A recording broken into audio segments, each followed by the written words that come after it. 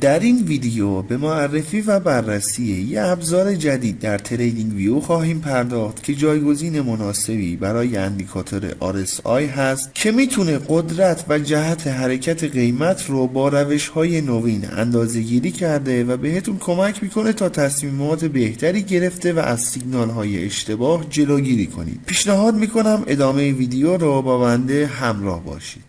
دوستان عزیز سلام، من علیرضا هستم و به کانال خودتون، کانال گلدن تریدینگ سیستم خیلی خوش اومدین. خیلی خوشحالم که با یه ویدیو دیگه میتونم در خدمتتون باشم. اندیکاتوری که در تصویر مشاهده میکنید یه ابزار نوین در تحلیل تکنیکال هست که برای اندازه‌گیری قدرت و جهت حرکت قیمت با استفاده از نرمال سازی درصدی مقادیر تاریخی طراحی شده. این اندیکاتور رویکردی بصری و شهودی رو برای شناسایی شرایط بازار، قدرت روند و تشخیص واگرایی ها ارائه میده. اندیکاتور دوستان بالاتر و پایینتر از لول 0 همچنین در محدوده مثبت 10 تا منفی 10 نوسان میکنه. اصلی ترین جزء اندیکاتور این خط آبی رنگی هست که بهش ASI لاین گفته میشه. این خط بالاتر از لول 0 قرار داشته باشه نشون دهنده روند و مومنتوم صعودی هست. این خط پایینتر از لول 0 قرار داشته باشه نشون دهنده روند و مومنتوم نزولی خواهد بود. خط زرد رنگی که بر روی اندیکاتور مشاهده میکنید یه میانگین متحرک قابل تغییر هست که بر روی خط ASI اعمال شده. تقاطع بین خط ASI و خط سیگنال میتونه تغییر در مومنتوم بازار رو نمایش بده. این تقاطع به سمت بالا انجام بشه نشون دهنده احتمال افزایش قیمت هست. این تقاطع به سمت پایین انجام بشه نشون دهنده احتمال کاهش قیمت هست. دو محدوده اشباع بالایی و پایینی در اندیکاتور قرار داده شده. برای اشباع خرید لول های 8 تا 10 در نظر گرفته و برای اشباع فروش لول های منفی 8 تا منفی 10 در نظر گرفته میشه. چنانچه خط ASI به این محدوده ها برسه اندیکاتور یه حاله رنگی قرمز یا سبز رنگی رو به عنوان محدوده اشباع بالایی و پایینی در نظر میگیره. ورود اندیکاتور به حد اشباع دوستان نشون دهنده تغییرات بالقوه در روند هست. حالا اگه این ورود به حد اشباع در یک روند قوی انجام بشه ممکنه باعث توقف یا اصلاح جزئی در روند بشه، ولی اگه در یک روند ساید یا خنثی این اتفاق بیفته ممکنه نشانه ای از تغییر روند باشه. البته برای تغییر روند بایستی سایر فاکتورهای تحلیلی تکنیکی رو در کنارش به کار ببرین، وگرنه ورود اندیکاتور به حد اشباع نمیتونه به تنهایی دلیل قاطعی بر بازگشت روند باشه. ضمناً اندیکاتور قابلیت شناسایی واگرایی ها رو بین دره ها و قله های قیمتی رو هم